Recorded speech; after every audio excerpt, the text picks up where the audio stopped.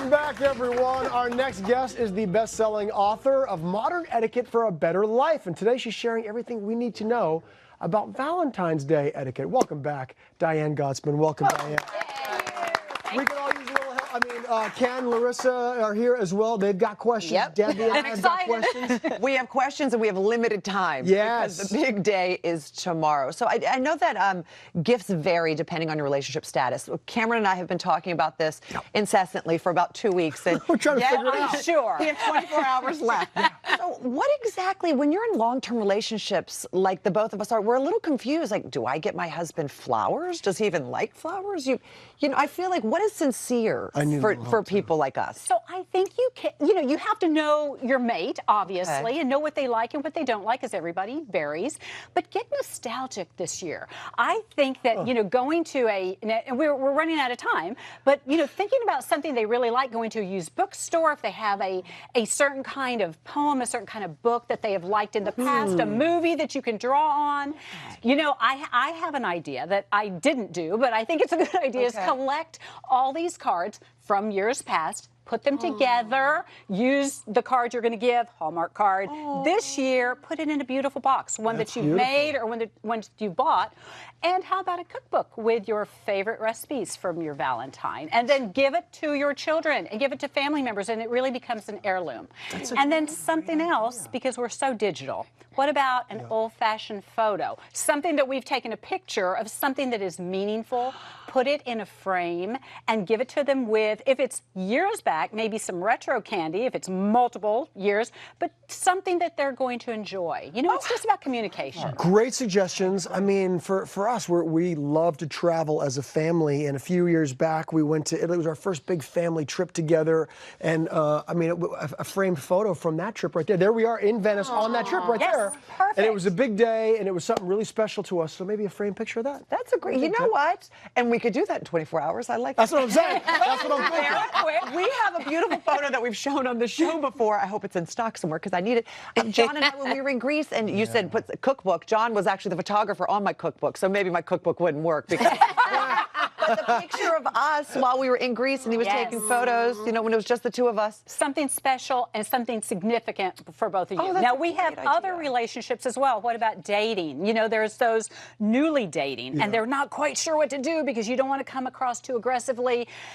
But you want to do something. And I think that you gift an experience. So that could be going to a winery, that could be taking a cooking class, a painting class, Man, these are taking a hike, taking your pets out someplace special as well. This is great. You don't want to be dating a week and then say, let's go away, for a weekend. That feels weird. But, make sure that it's something that you feel comfortable with and they're going to remember. Okay, wait, I have a question along those lines. I've come to terms with being a single gal. I actually like it. But there are some people who aren't feeling as, confident about that. What do you tell them? Because it is hard. Valentine's Day for when you're single is challenging. It is hard, and it's because the stigma of Valentine's Day means that you need to be with a Valentine. Yes. But what about just friends? Double date with your friends. That means bring friends into the fold, new friends. So now you meet new people, you spread your, like each person brings another person. Yes, because it's new conversations. It's not the same things that you're talking about over and over again. Or invest in yourself. That means that, as much as we invest in other people, this is a perfect time to capitalize on something you want to do. Take a language, a foreign language. Capitalize on some of these packages for Valentine's Day with a girlfriend. Oh, that's a great idea. And go for a hotel spa package. Or a spa package. Yes. Or you know what? Ken just perked up. I'll never turn down a massage. I know.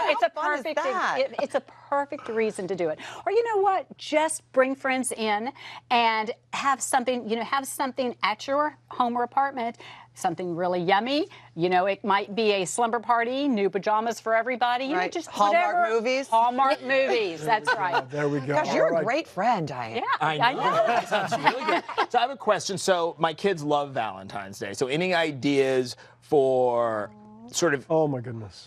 Oh, there they are. Oh, that's Especially sweet. they're right at the age where it's like holidays, like how many more days, for them and for their teachers. They're all in the same school. I'm supposed to go and like help out, ideas, thoughts. So here's what I want to really reiterate. It's not the price point. It's not the money. You know, kids aren't counting what it costs. Right. They want the colors. They want the experience. They want the Right. feeling. So when they wake up, have the table set. Even if you're just giving them cereal or granola. And how about breakfast for dinner? So give them something to look forward to and say, okay, we're just having our healthy breakfast, and tonight it's going to be a special dinner. And then everything is going to be heart-shaped, you know, waffles, strawberries, everything. And then in terms of teachers, they want their teachers to be happy, and they want the people that they see at school to be happy, and it feels good to take in a basket. So think of the office staff, think about the school nurse if you're in there often, and just give something from the heart. Make sure that if you're giving it as a class gift, don't leave anyone out. If there's a parent or two that doesn't participate, do not call them out and leave them off the list. You know, it's from the whole class, because we don't know what that particular family may be going through. So it's about being heartfelt and inclusive. Yeah. Yes. I mean, I'm just thinking about all the different people out there that have benefited from all this great advice, the relationships, the single people, the kids, the families, the teachers. Yes. It's I'm going to all be great your stuff. Valentine. I like this year. Well, that's become a big thing Yes, now. yes, it The is. Valentine's You know, Day. friends are our Valentines. They're very important to our lives, so we don't As are overlook our them. pets, Larissa. Yes, yes. We left out pets. We left out pets, but we talk about that pretty much every day. So you know about that one. Thank you so much. Thank you. Really, really great stuff. Modern Etiquette for a Better Life is available wherever books are sold, and you can connect with Diane on her social media pages as well.